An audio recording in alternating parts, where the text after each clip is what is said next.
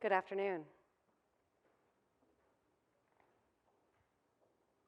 My slides coming up?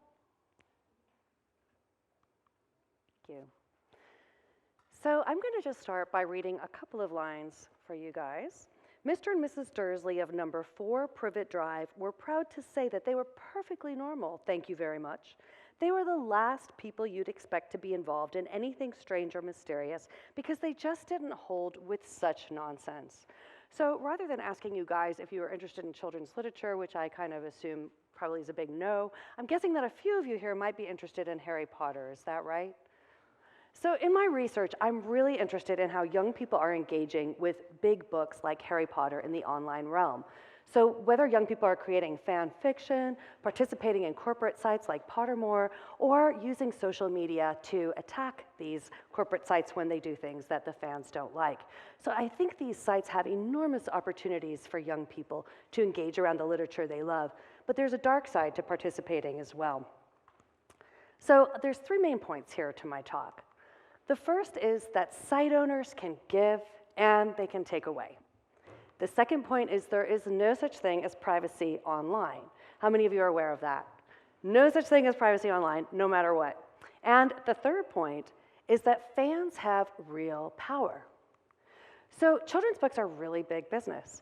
And you can sort of talk about children's literature as before Harry and after Harry. So in 1997, when the first book in the series was published in the UK, no editor in New York would ever have believed that a children's book could land on the New York Times bestseller list. No one would believe that a 6-year-old child would read a novel of 300 pages or more. And certainly no one could have predicted the enormous commercial success of this series. Right now, Harry Potter is a $25 billion series. About $7 billion are from book sales, $7 billion are from movie and DVD sales, $7 billion from toys and licensed merchandise, a few other billion from assorted other things. In addition to this commercial success, there's also this scholarly interest from people like me. So there are conferences and papers and chapters and all kinds of things written about this series.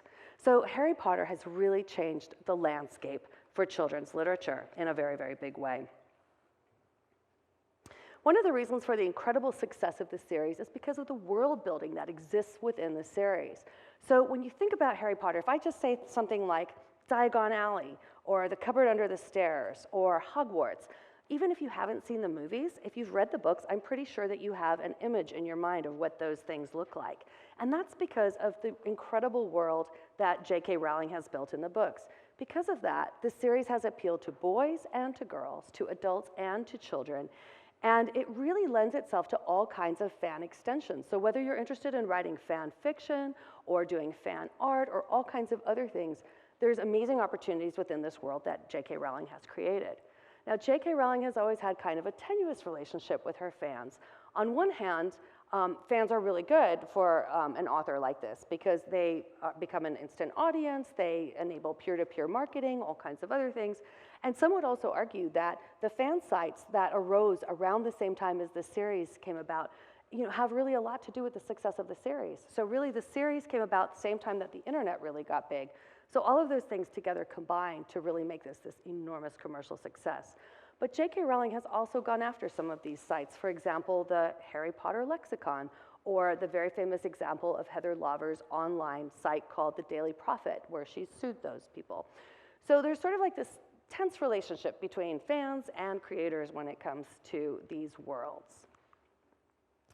But the first point here is that site owners can give.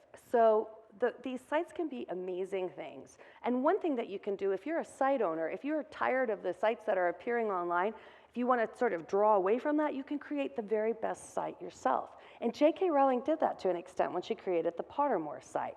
So the original Pottermore site, which was created in 2011, was very much book-based. It had all kinds of games and participatory things that were based on the books. So young people could create potions, cast spells, duel each other, earn points for the house cup. Very much totally linked to the book and very gamified content. So that was really great, but one of the problems with these types of sites is that when you're dealing with sites for young people, it's super important to have moderation. You need to have the moderation for multiple reasons. One is that when you're dealing with a young audience, you have the kind of problems that you have in middle school. You have bad language and bullying, and somebody read the book before everybody else, and so now they're going to post the ending of the story. So you have all those kinds of things. You also have creepier elements, which are adult predators who could be within these sites. So moderation is something that is super important, but moderation is also super expensive. So the idea of having, human moderators costs a lot of money and probably is the most boring job in the world to sit there and read that content and take out bad language, for example. There's also algorithms that will do that for you, that will strip out the bad content. Whether or not they're actually training dogs to do this, I don't know, but it could be. If they could, they would probably do it. So the moderation thing becomes a big problem, and it was becoming a problem in the beta version of the Pottermore site. So in April of 2015, the Pottermore site owners decided just to stop all online interaction. So they stripped out the ability for fans to post comments or to talk to each other or to play certain games online. And the fans were super, super upset about that. And they started reacting via Twitter with hashtags. So in 2011, when the beta site came about, the iPad had been invented, smartphones were out there, but they were not nearly as pervasive as they are today. So with all of these things together, when the site owners decided they needed to really, research who was actually using the site, they realized, in addition to the problems with moderation, they realized that the people who were actually using the Pottermore site were kids between the ages of 8 and 10 originally, but they had migrated. So as the tools became more and more pervasive, all of a sudden the site owners realized that the people who were actually using the site were teenage girls, ages around 15 and up. So very different audience from the original site. So with that, they decided to completely change the site. In April 2015, they disabled the comments, and then in September, they relaunched it again. For the September relaunch, I started studying some of these tweets that were going on. So once the users were blocked within the site from posting comments, they moved to Twitter, and they started using hashtags like hashtag Pottermore or hashtag Dead Pottermore or hashtag Bring Back the Old Pottermore to continue the conversations that they had been having within the site. So in studying these tweets, this leads to the second point, which is there's no such thing as privacy online. So you may know that when you're participating within a corporate-owned site, that the site owners can gather all kinds of information from you. And if you take the time to read the end-user licensing agreement, you know you're signing away a lot of rights when you post within those sites. And technically the same is true for a site like Twitter. But on Twitter, where young people are posting, using a handle or disguising their location, you may think that you're safer. But with a simple Twitter analysis, which I did with my colleague Imad, you can really see so much about young people, which raises important ethical concerns in doing this kind of research as well.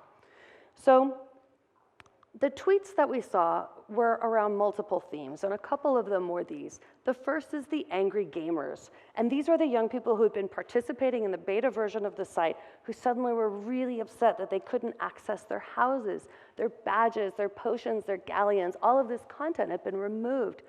The second group were the lost identity group. And these are the ones who just really felt so immersed in the Pottermore environment that when it was all taken away, they felt like they had no identity. They felt like they'd been kicked out of Hogwarts. And some of them felt like they were muggles. They weren't part of the wizarding community anymore. So they were just devastated. And there were tons and tons of tweets. By the second relaunch, by September 22nd, or right a couple days after that, there were 7,500 tweets that were complaining about the site. So this is not insignificant at all, just within a couple days. And in summary, this is what several sort of expressed about the Pottermore site. Obviously, this one wasn't moderated, whoops.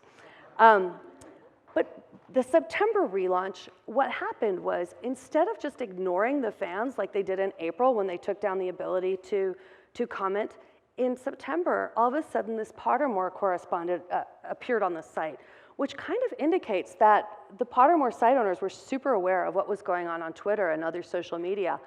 So instead of just ignoring the fans, all of a sudden this person, I assume, appeared within the Pottermore site and also on Twitter, and this person was responding to the tweets, both the positive tweets and the negative tweets, which kind of lends authenticity a little bit to the site, right? Also shows that, fans were being listened to.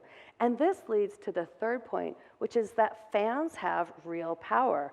So the fact that the site owners couldn't really ignore the negative tweets that were going on shows that the fans, by rallying around these hashtags, were able to really make the site owners sit up and pay attention to them. And the reality is that Harry Potter fans are very large in number. They are highly vocal and hugely loyal. So really they could unite and rally and change things.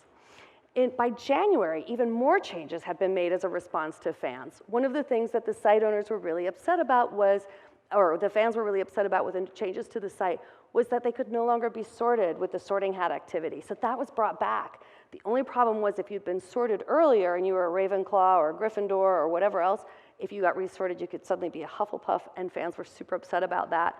And I'll just say I'm also a Hufflepuff, so it's not that bad. But other new additions were added as well, like wand selection and Patronus selection, and those things were hugely popular. But still the fans were saying that the most magical thing for them about the Pottermore site was the ability for fans to communicate with each other. And that makes a lot of sense to me. So you might wonder why I'm interested in studying all of this. So the reality is, when I was a child, I went to 9 schools between kindergarten and 12th grade. We moved all the time. The 2 consistent things in my life were my little sister, who's pictured there, and access to books. So no matter where we lived, we would always go to the library and scout out local bookstores, and we would always, I was always reading. So it's really no surprise that as an adult, I worked first in children's publishing for many years, then in children's librarianship, and now I'm a professor of children's literature and librarianship here at Kent State. So this idea of this global connected community of fans around something like reading, like Pottermore, that would have been super exciting to me as a child, because think about it, you have this online portable group of friends that you can take with you wherever you go. But on a broader level, I also think that these kinds of sites connect young people around books. And these sites can transcend borders of geography, of language, of culture, of customs, of all kinds of things. And I really think that that is an amazing thing.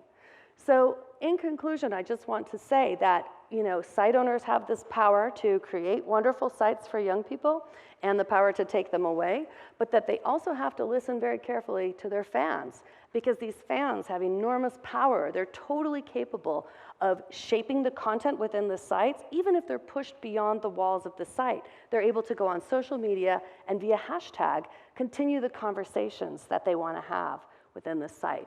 So these online friendships are worth fighting for in my mind. So if the site owners can sort out the issues with moderation, which is obviously a huge thing, I think that these global connected communities of young readers around the world can really show us that we are connected and that we have more things in common that perhaps we otherwise think. So thank you very much.